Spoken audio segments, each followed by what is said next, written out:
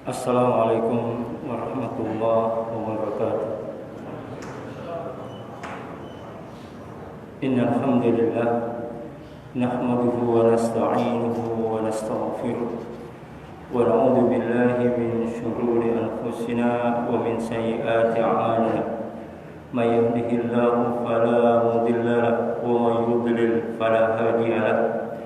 أشهد أن لا إله إلا الله وحده لا شريك له وأشهد أن محمدا عبده ورسوله يا أيها الذين آمنوا اتقوا الله حق تقاته ولا تموتن إلا وأنتم مسلمون يا أيها الناس اتقوا ربكم الذي خلقكم من نفس واحدة وخلق منها زوجها وبث منهما رجالا كثيرا ونساء واتقوا الله الذي تساءلون به والأرحام إن الله كان عليكم رقيبا يا أيها الذين آمنوا اتقوا الله وقولوا قولا سديدا يصلح لكم أعمالكم ويغفر لكم ذنوبكم ومن يطع الله ورسوله فقد فاز فوزا عظيما أما بعد فإن أصدق الحديث كتاب الله وخير الهدي هدي محمد صلى الله عليه وسلم وشر الأمور محدثاتها وكل محدثة في الدين بدعة وكل بدعة ضلالة وكل ضلالة في النار. Alhamdulillah semua alhamdulillah. Segala puji bagi Allah Subhanahu wa taala atas segala karunia dan limpahan dan rahmat-Nya yang telah diberikan kita hingga pada hari ini, yang tentunya kita wajib mensyukurinya, karena nikmat Allah Subhanahu wa taala adalah nikmat yang tak akan pernah mampu kita menghitungnya, terlebih lagi untuk membalasnya. Karena mensyukuri nikmat Allah Subhanahu wa taala sebab Allah Subhanahu wa taala akan menambahkan nikmatnya kepada kita.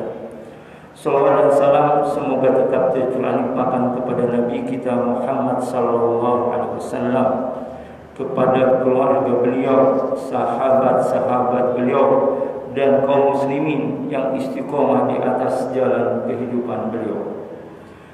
Malam ini kita akan melanjutkan pembahasan minggu kemarin, yakni malam ini dengan subtema Al-Huda Qarinur Rahmati Wad-Dhalalu Qarinus Syaqai.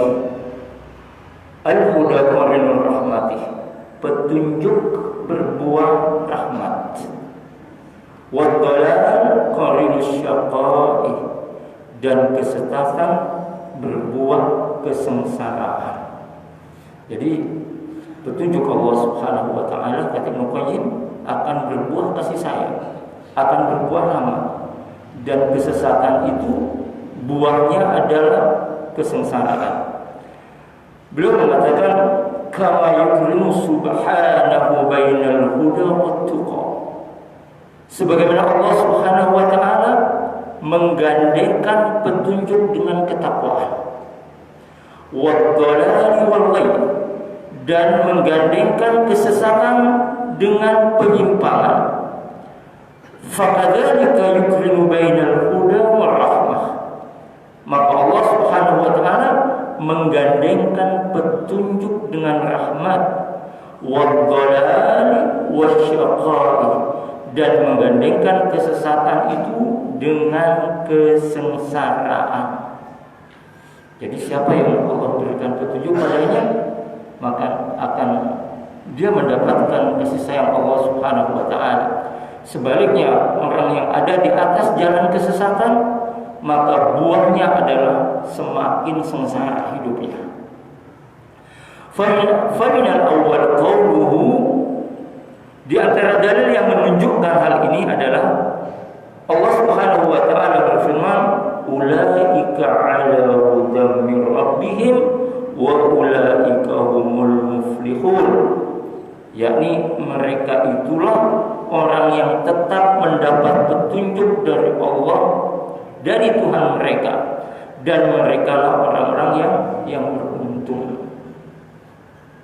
Jadi orang yang beruntung, kalau kita baca dalam surat Al-Baqarah ayat 1 sampai 5, di mana Allah Subhanahu wa taala berfirman, Alif Lam Mim, Dzalikal kitabu la raiba fihi.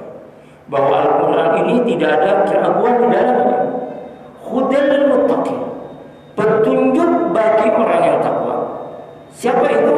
Alladzina yu'minuna bil ghaib, yakni beriman kepada yang gaib. Wa yuqimus salata, yang menegakkan salat. Wa mimma razaqnahum yunfiqun. Itulah ayat Allah Subhanahu wa taala. Kemudian Allah melanjutkan, ulaika ala hudan min rabbihim wa ulaika humul muflihun.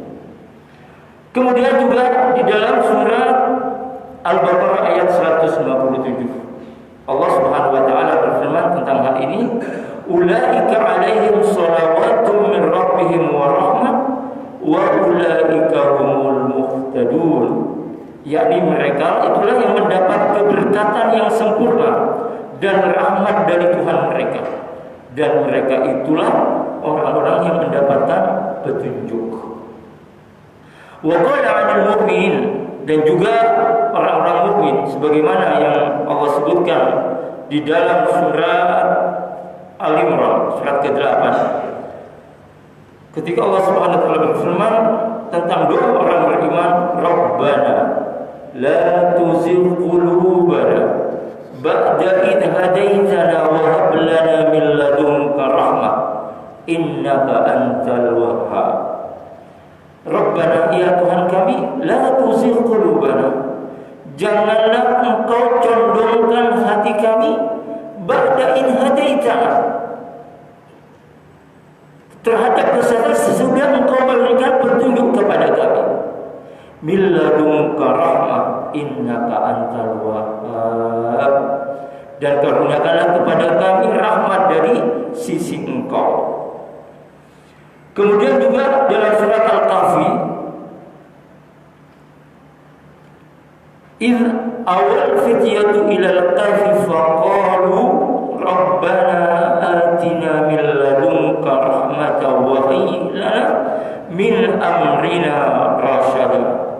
Ingatlah tatkala pemuda itu mencari tempat berlindung di dalam gua, lalu mereka berdoa, Rabbana atina min ladunka rahmatan.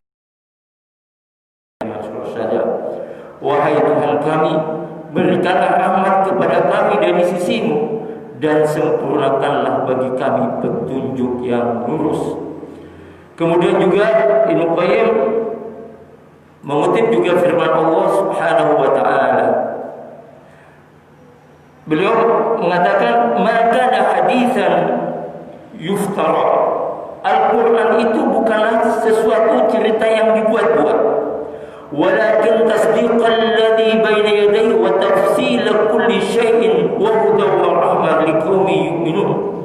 Akan tetapi Al-Quran itu membenarkan kitab-kitab yang sebelumnya dan menjelaskan segala sesuatu dan sebagai petunjuk dan rahmat bagi kaum yang beriman.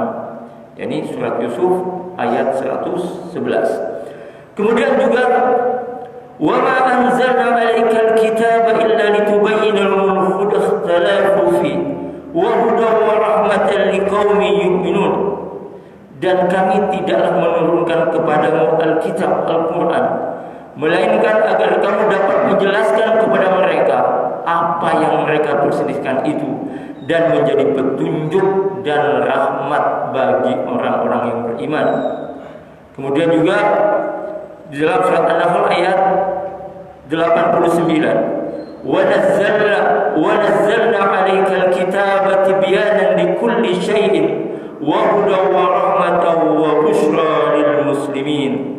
Dan kami turunkan Al-Quran kepadamu untuk menjelaskan segala sesuatu dan petunjuk serta rahmat dan kabar gembira bagi orang-orang yang berserah diri. Kemudian juga surat Yunus, surat yang ke-57. Ya ayyuhan nasu qad ja'atkum mau'izatun min rabbikum wa shifaa'un lima fis sudur wa hudan wa rahmatul lil mu'minin. Wahai manusia, sesungguhnya telah datang kepadamu pelajaran dari Tuhanmu dan penyembuh bagi penyakit-penyakit yang berada dalam dada, dan petunjuk serta rahmat bagi orang-orang beriman. Summa 'ada subhanahu wa ta'ala qala, bahkan Allah Subhanahu wa taala memulai penyebutannya keduanya di dalam surat yang sama, di mana Allah Subhanahu wa taala berfirman, "Qul bi fadlillahi wa bi rahmatihi fabidzalika falyafrahu wa khairun mimma yajma'un."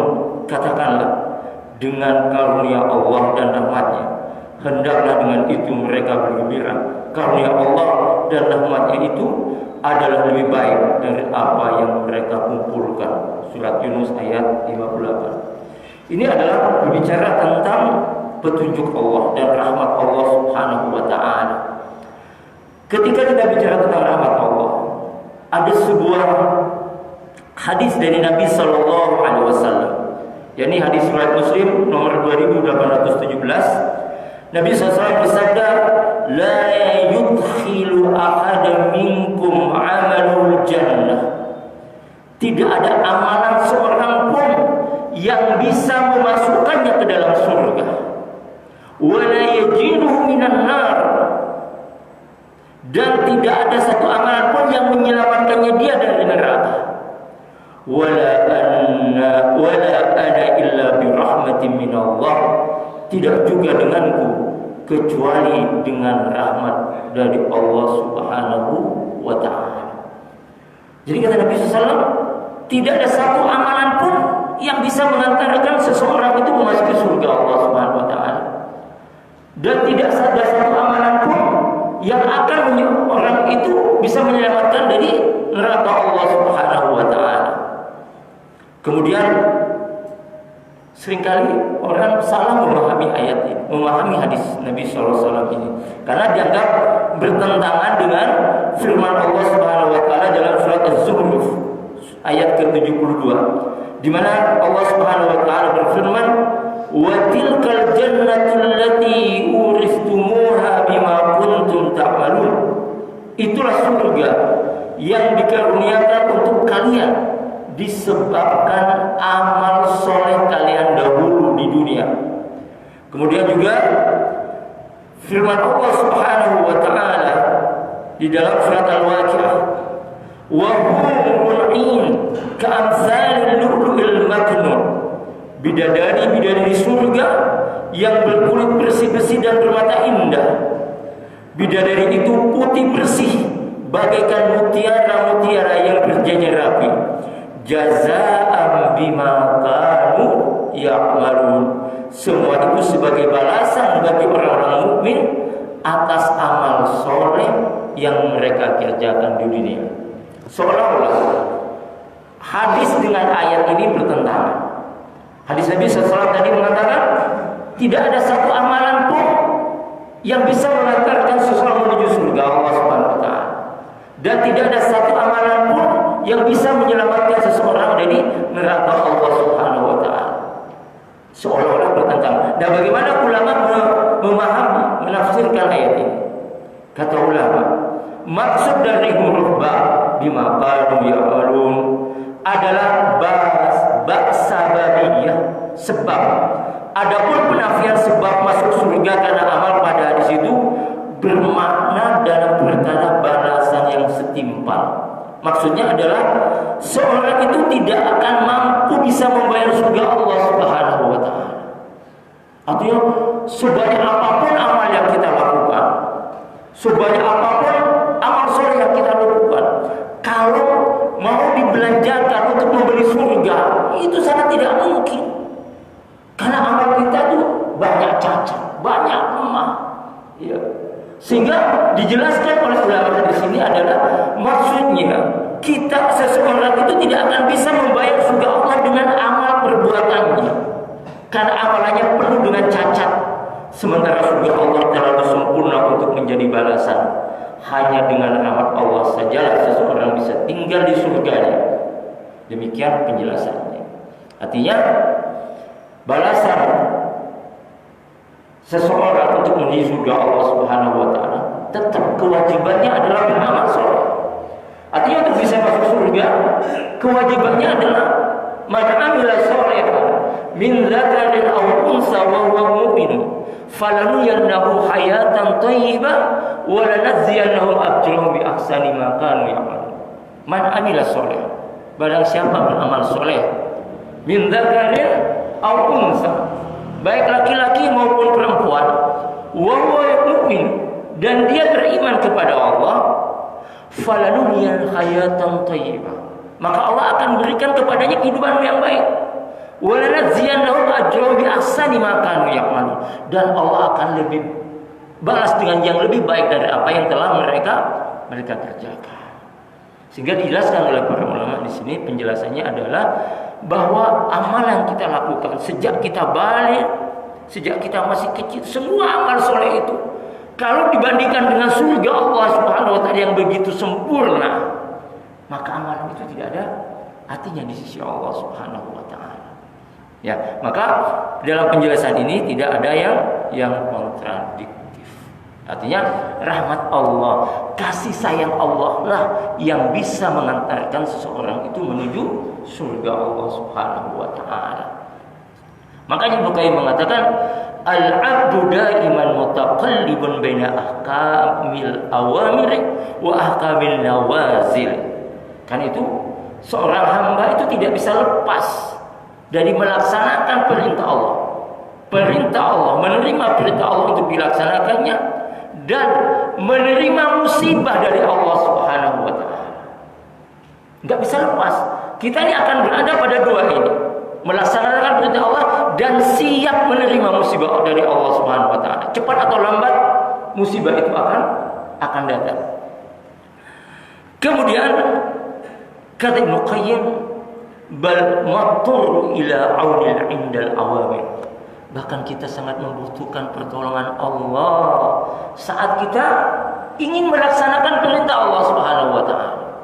Butuh sekali kita kepada pertolongan Allah supaya kita bisa istiqomah dalam sholat, istiqomah dalam zikir, istiqomah dalam beramal soleh. Kemudian wa ila lutfi 'inda nawazil. Demikian juga kita membutuhkan kasih sayang Allah di saat kita menerima musibah dari Allah. Terlebih hari ini virus corona, ya kan? Kalau tidak kasih sayang Allah, mau minta kepada siapa lagi kalau kita tidak meminta kasih sayang Allah Subhanahu wa taala?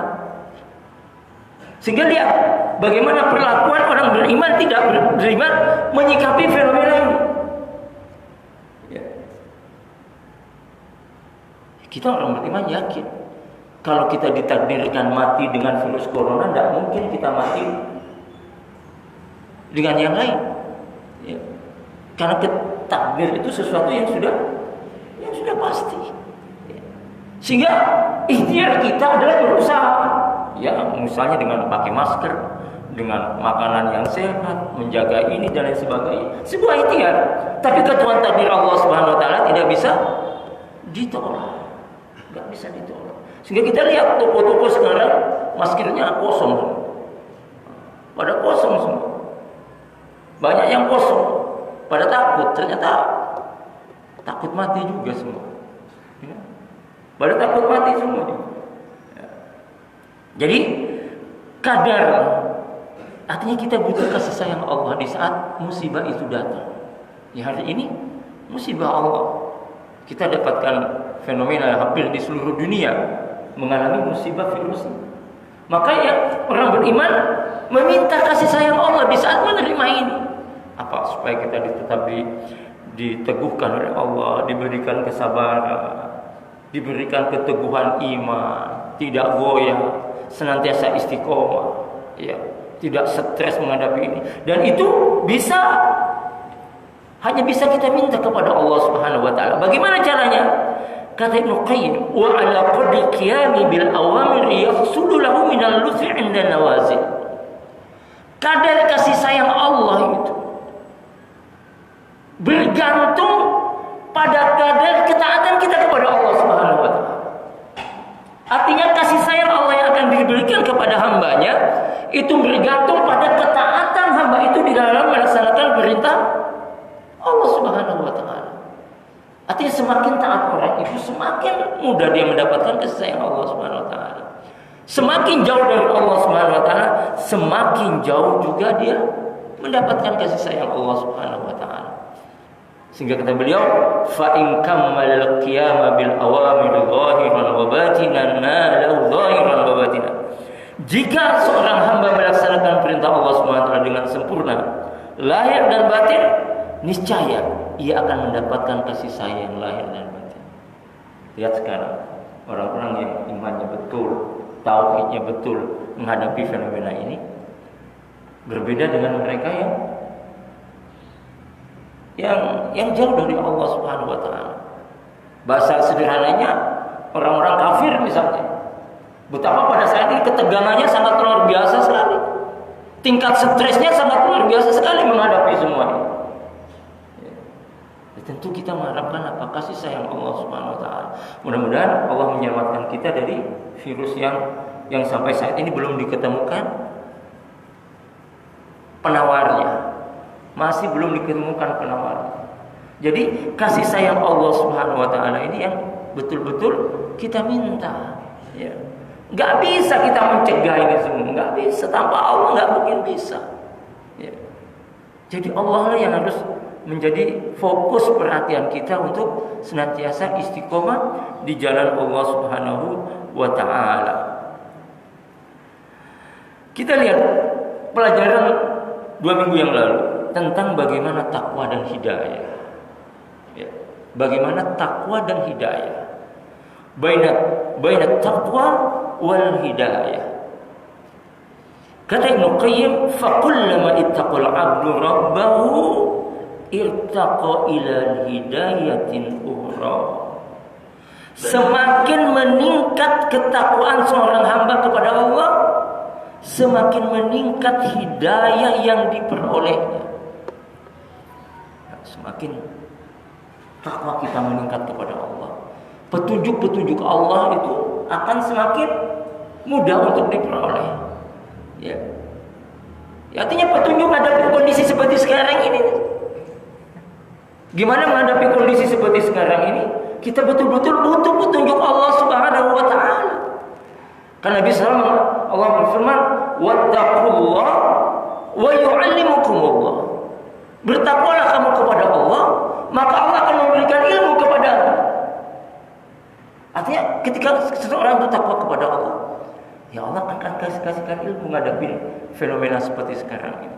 Fenomena yang hampir semua orang takut. Gejala-gejala sampai batuk sedikit sudah, oh ini kayaknya kena ya. Sampai apa itu dilihat di YouTube Perdana Menteri Jepang kalau batuk-batuk, dan sudah korbannya begitu banyak sekali.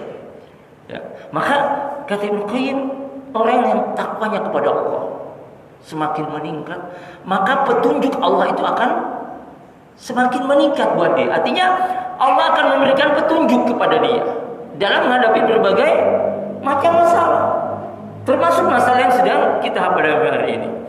Fa huwa fi mazidi hidayatin ma dama fi mazidin minat taqwa wa kullama qad hadzun minat taqwa fatahu hadzun minal hidayati bihasbihi.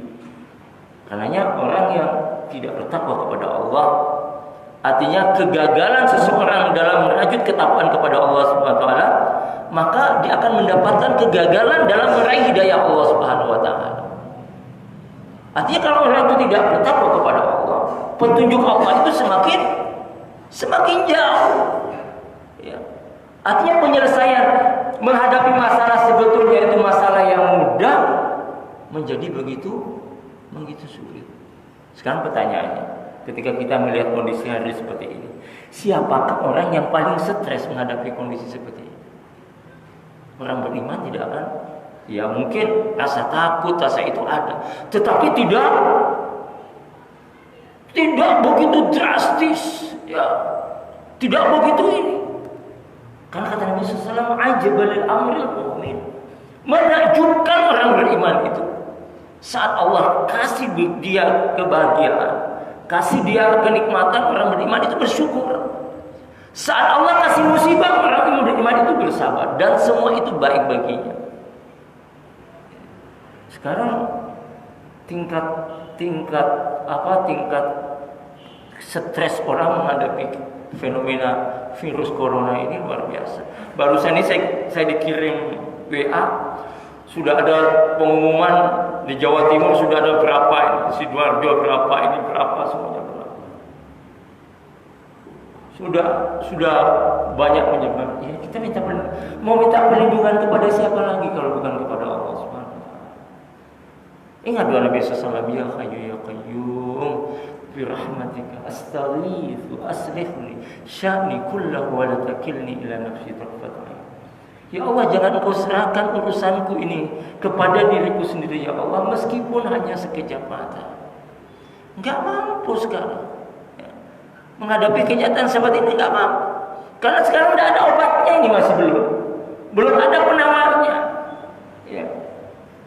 Maka kata Ibnu Qayyim, sebesar dia kegagalan dia dalam meraih takwa, maka sebesar itu pula dia akan mengalami kegagalan untuk mendapatkan hidayah Allah Subhanahu wa taala.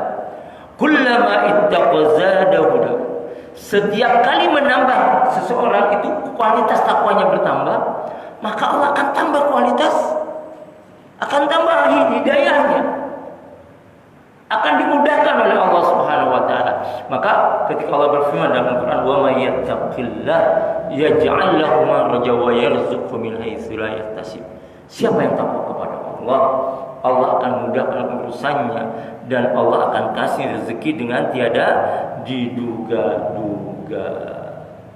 Artinya seseorang yang kedekatannya kepada Allah, semakin takwa kepada Allah, maka hidayahnya akan bertambah. Ya. Kenapa kita di dalam sholat kita membaca ihdinas siratal mustaqim? Ya Allah, tunjukilah kami ke jalan yang lurus. Iyyaka na'budu wa iyyaka nasta'in. Ya Allah, hanya kepadamu lah kami menyembah dan hanya kepadamu lah ya Allah kami meminta pertolongan. Gak ada yang bisa menolong kita dari semua musibah ini kecuali Allah Subhanahu wa taala. Maka kata Ibnu Qayyim tadi, kadar pertolongan Allah kepada hambanya bergantung pada ketaatan seorang hamba itu kepada Allah Subhanahu wa taala. Ya, kemudian wa kullama ihtida zadat taqwa, dan setiap kali mendapatkan hidayah berarti akan bertambah kualitas ketakwaannya. Jadi semakin Allah kasih hidayah, kualitas ketakwaan seseorang itu juga semakin meningkat. Kemudian beliau mengutip firman Allah Subhanahu wa taala, "Qad ja'akum minallahi nurun wa kitabun mubin." Sesungguhnya telah datang kepadamu cahaya dari Allah dan kitab yang menerangkan. Yahdi bihillahu manittaba'a ridwanahu subulas salam. Dengan kitab itulah Allah menunjuki orang-orang yang mengikuti keridhaannya ke jalan keselamatan. Wa yukhrijuhum minadh-dhulumati ilan nur. Dan dengan kitab itu pula Allah mengeluarkan orang-orang itu dari gelap gulita kepada cahaya yang terang benderang biizni, dengan izin Allah Subhanahu wa taala. Wa yahdihim ila siratim mustaqim, dan Allah menunjuki ke jalan yang lurus. Jadi orang yang mendapatkan petunjuk dari Allah Subhanahu wa taala itu akan betul-betul dijaga oleh Allah Subhanahu wa taala. Terlebih orang-orang yang serius untuk meraih ketakwaan kepada Allah Subhanahu wa taala. Bicara tentang takwa ini, ada baiknya saya sampaikan apa takwa menurut para sahabat, sehingga kita paham apakah kita sudah ada dalam kondisi seperti itu.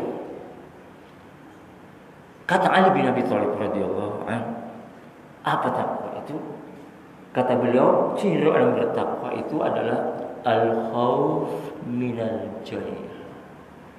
Takut kepada Allah Subhanahu wa taala. Artinya orang bertakwa selalu merasa diawasi oleh Allah Subhanahu wa taala. Orang beriman, orang yang bertakwa sadar diri bahwa tidak ada satupun yang tersembunyi dari Allah Subhanahu wa taala. Orang beriman sadar diri bahwa semua apa yang dia rencanakan, apa yang dia semuanya ada di tangan Allah Subhanahu wa taala. Nah, apakah sudah hadir rasa itu di diri kita masing-masing? Apakah setiap kata yang terucap sudah kita pertimbangkan apakah ucapan itu diridhai Allah Subhanahu wa taala atau tidak?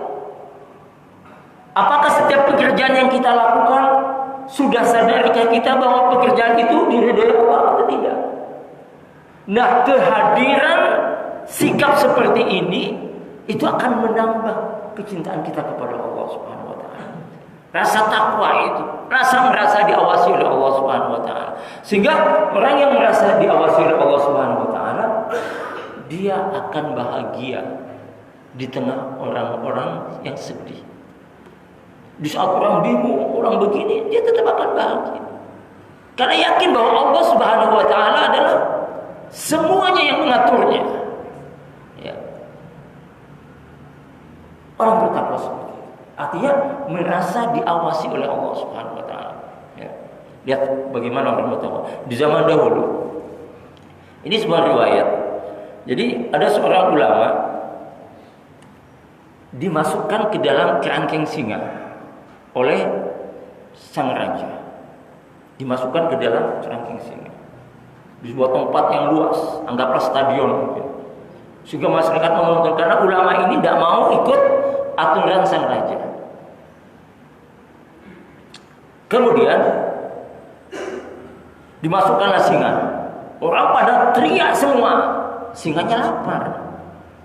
Bagaimana kalau sudah singa lapar? Artinya orang pada lihat tinggal nunduk, tinggal menunggu si ulama ini akan disobek-sobek oleh gigi singa. Ternyata singa yang datang meraung-raung di hadapannya kemudian tertunduk lesu, tidak bisa berbuat apa-apa. Si singa tidak makan, tidak memakan si ulama, membuat geger banyak orang pada waktu itu. Maka setelah si singa nggak makan, orang pada penasaran ingin tanya kepada si ulama.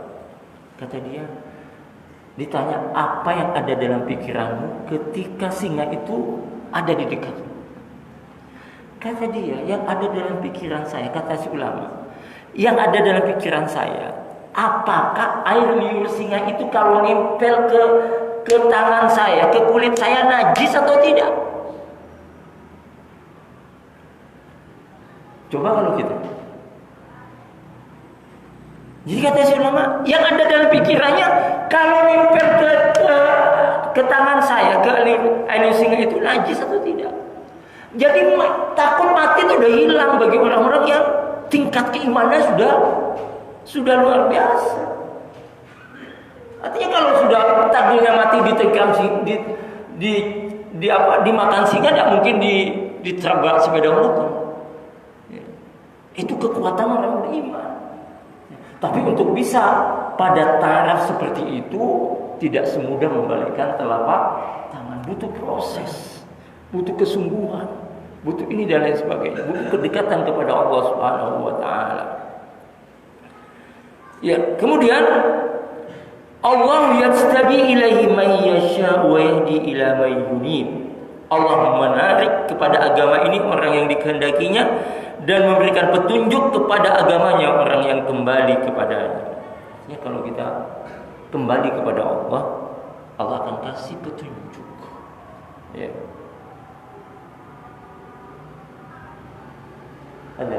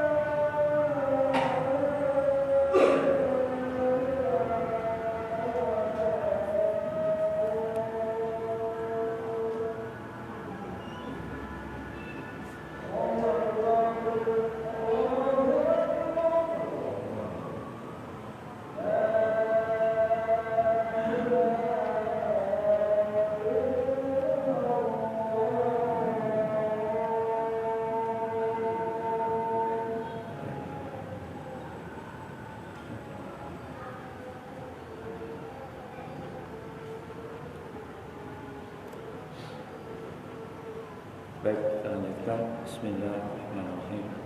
Alhamdulillah, wassalatu wassalamu ala Rasulillah. Kembali kepada pembahasan kita awal tadi, al-huda qarinur rahmati wad-dhalalu qarinus syaqai. Petunjuk itu berbuah rahmat, berbuah kasih sayang. Wad-dhalal qarinus syaqai. Dan kesesatan itu berbuah kesengsaraan. Menariknya di sini Ibnu Qayyim mengatakan kama yukrinu subhanahu bainal huda wat tuqa. Allah menggandengkan petunjuk dengan takwa. Jadi orang yang mendapatkan petunjuk adalah orang yang bertakwa kepada Allah Subhanahu wa taala. Artinya digandengkan bahwa petunjuk dengan takwa. Apa kata Ali bin Abi Thalib tadi radhiyallahu an? Yang pertama itu adalah al-khauf minal jalil. Yang kedua wal amalu bitanzil. Yakni beramal dengan Al-Qur'an dan sunnah Rasulullah sallallahu alaihi wasallam. Beramal dengan Al-Qur'an dan sunnah Rasulullah sallallahu alaihi wasallam.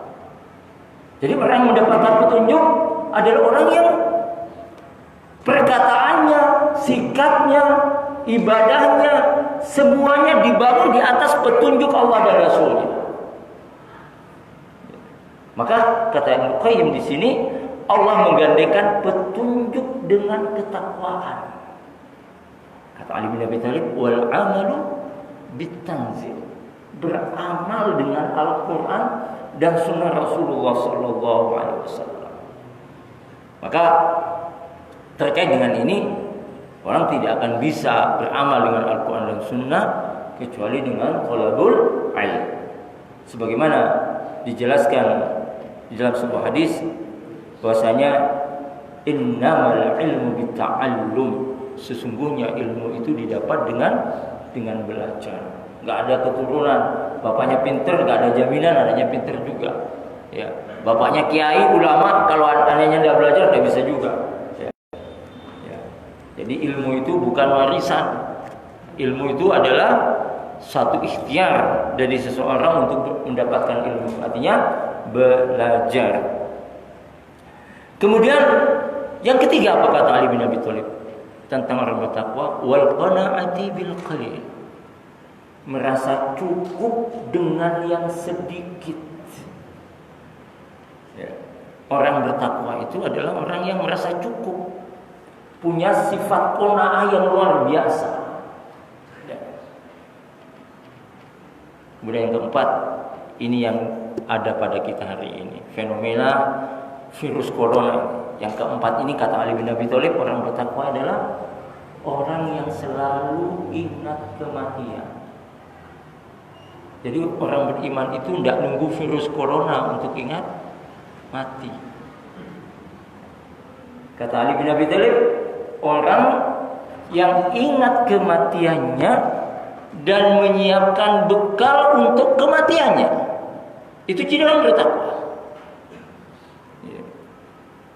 Jadi yang dimaksud orang bertakwa adalah orang yang mengingat kematiannya dan menyiapkan bekal untuk kematian. Jadi mau ada fenomena virus atau tidak virus, orang beriman itu senantiasa menyiapkan diri untuk kematian, menyiapkan bekal untuk akhiratnya. Sehingga ketika seseorang memiliki 4 hal ini dalam hidupnya, maka kita bisa bayangkan kualitas hidupnya, kualitas kebahagiaannya, kualitas ketenangannya, kualitas kepercayaannya, kualitas keteguhan dirinya. Kalau orang memiliki 4 ini, merasa diawasi oleh Allah, setiap perkataan dan perbuatannya dibangun di atas Quran Sunnah, dia merasa cukup dengan apa yang Allah berikan, dan dia selalu untuk ingat akhirat. Orang yang seperti ini, ya hidupnya nikmat. Ya. Meskipun mungkin dilihat dengan kasat mata kasihan orang ini, ya. Tapi orang yang punya 4 hal ini dalam hidupnya itu sungguh sangat luar biasa sekali. Makanya di sini kata Ibnu Qayyim, setelah Allah menggandengkan petunjuk dengan takwa, maka Allah menggandengkan petunjuk dengan kasih sayangnya. Bainal huda wa rahmah. Ya. Jadi orang yang mendapat petunjuk Allah mendapatkan kasih sayang dari Allah Subhanahu wa taala. Jadi sebagaimana dijelaskan oleh Ibnu Qayyim tadi, kadar kasih sayang Allah akan diberikan kepada hambanya sesuai dengan kadar ketaatan hamba itu kepada Allah Subhanahu wa taala. Semakin dia taat kepada Allah, semakin rahmat Allah itu akan datang kepadanya. Maka betul kalau Ibnu Qayyim mengatakan Allah juga faqadzalika yukrinu bainal huda war rahmah. Allah menggandengkan petunjuk dengan kasih sayangnya, dengan rahmatnya. Ya. Maka orang yang hidupnya sudah di atas petunjuk, sudah merasa diawasi Allah, sudah sesuai dengan Quran Sunnah, merasa cukup dengan yang Allah berikan, pikirannya sudah ingat akhirat terus, maka kasih sayang orang seperti ini sungguh sangat mudah didapat dari Allah Subhanahu wa taala. Sebaliknya, kata Ibnu Qayyim, ketika Allah menggandengkan kesesatan dengan penyimpangan, Allah juga menggandengkan kesesatan itu dengan kesengsaraan. Ya. Hidupnya di atas kesengsaraan. Ya, fakadzalika yukrimu bainal huda war rahmah wad-dhalali wasyaqai. Maka orang yang di atas kesesatan, dia hidupnya pasti sengsara. Pasti sengsara hidupnya. Ya, pasti sengsara. Beberapa hari yang lalu saya lihat di YouTube bagaimana perlakuan orang-orang yang tidak beriman kepada Allah Subhanahu wa taala terhadap seseorang yang terindikasi kena virus corona. Dicekik, Pak. Dicekik. Dipukul, padahal perempuan. Jadi dia keluar dari mobil, langsung diambil, karena tidak mau, langsung tangannya diginikan, sudah tidak berdaya, kemudian ya tinggal tunggu matinya. Orang yang tidak beriman kepada Allah nangani masalah pun dengan caranya sendiri. Tidak dimanusiakan manusia itu. Siapa yang mau penyakit coba? Siapa yang mau ini? Apakah solusinya ketika orang kena penyakit karena tidak ada obatnya, solusinya harus dibunuh juga? Tidak, orang beriman yakin bahwa setiap penyakit itu kata Nabi SAW ada obatnya, kecuali satu kata Nabi. Yang tidak ada obatnya itu satu, penyakit tua, itu nggak ada obatnya. Yang lainnya ada obatnya. Dan kita mesti yakin itu sebagai orang beriman. Nah ini orang yang tidak beriman di saat dia dihadapkan kepada masalah yang seperti ini, jelas bagaimana dikatakan ulama, ketika seseorang itu menyelesaikan masalah tidak dibangun di atas Al-Quran dan Sunnah, maka solusinya pasti membingungkan, solusinya pasti kacau, solusinya pasti kacau. Tapi orang yang di atas jalan hak, di atas petunjuk, maka Allah gandengkan, kata Ibnu Qayyim, bainal huda wal rahmah. Ya. Orang yang punya kuasa, punya power, punya jabatan misalnya, punya kekuatan, saat dia memiliki huda dan rahmah, beda nangani masalah dengan orang yang di atas ad-dhalal wasyaq. Di atas orang yang sesat beda. Di saat menangani masalah sangat beda. Orang dimanusiakan, dilayani, diginikan. Lihat hari ini, pengungsi Yunani, pengungsi Suriah yang masuk ke Yunani, dia sedang lihat di YouTube, naik boat, speedboat itu yang kayak ban. Ada perempuan, ada anak kecil, ada orang tua. Itu banyak perahunya ditusuk gitu. Padahal sejarahnya katanya tahun 19 berapa? 40 berapa? Ketika terjadi Perang Dunia Kedua, orang Yunani itu pergi ke Suriah. Pergi ke Suriah. Tapi bagaimana orang Suriah di sana? Dikasih baju, dikasih makan, kesehatannya diurus. Di sini kata Ibnu Qayyim al-huda wa rahmah. Orang yang di atas petunjuk maka akan hadir kasih sayang pada dirinya. Lain ketika orang itu di atas ad-dhalal, lupa pada sejarah ketika kaum muslimin ingin keluar dari musibah yang perang di negaranya, kemudian ditembak gitu. Ditembak. Di laut dibocorin ininya, apanya? Perahunya. Anak kecil,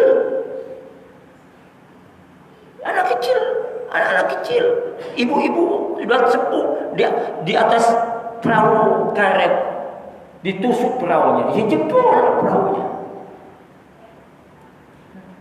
Makanya orang yang hidupnya ketika orang itu punya kekuatan, ya, kemudian dia di atas ad-dhalal, dia di atas kesesatan, dia akan kejam. Ya.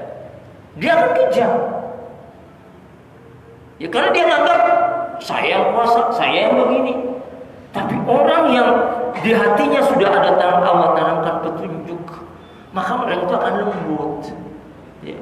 Karena tahu setiap amal kebajikan yang dia lakukan tidak tersia-siakan, semua akan dibalas oleh Allah Subhanahu wa taala. Dan orang yang di atas petunjuk, yang dimana kata Ibnu Qayyim Allah gandengkan al-huda dengan rahmat, obsesinya adalah bukan dunia, obsesinya adalah akhirat. Ya. Orang kan sudah cinta akhirat, dunia itu menjadi sesuatu yang kecil di hadapannya. Kecil dunia ini di hadapannya. Tapi orang yang sesat menganggap dunia itu segala-galanya, maka siapapun yang menghalanginya akan dihabisi. Nah ini yang terjadi hari ini seperti itu. Ya. Yang terjadi saat ini seperti ini. Maka sekali lagi, marilah kita semua meminta tolong betul kepada Allah Subhanahu wa taala agar kita bisa istiqomah di jalan Allah Subhanahu wa taala. Sebagaimana MP mengatakan, untuk bisa istiqomah di jalan Allah Subhanahu wa taala kita butuh pertolongan Allah Subhanahu wa taala. Butuh. Ya.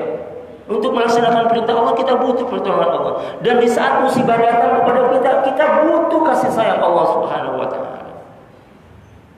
Enggak mungkin. Maka apa yang terjadi hari ini di negara kita, ya tentunya kita juga mesti ikhtiar sesuai dengan ilmu para ahli di dalam menyikapi fenomena virus corona ini. Tetapi jangan sampai akidah kita tergadaikan. Ya. Gimana akidah tergadaikan? Seolah-olah yang membunuh itu virus. Ya. Sehingga sibuk sini, sibuk sana, sibuk sini. Sampai ada yang nulis di medsos itu. Sekarang itu yang membunuh bukan yang membunuh virus itu, yang membunuh manusia bukan virusnya, tapi manusia yang membunuh manusia. Ini yang harus kita sadari bersama. Artinya apapun fenomena yang ada hari ini adalah, mari kita semua meminta tolong kepada Allah Subhanahu wa taala untuk kita senantiasa dimudahkan untuk istiqomah dan dimudahkan untuk senantiasa mendapatkan kasih sayang Allah Subhanahu wa taala. Demikian, kurang lebihnya mohon maaf. Subhanakallahumma wa bihamdika asyhadu an la ilaha illa anta astaghfiruka wa atubu ilaik. Assalamualaikum warahmatullahi wabarakatuh.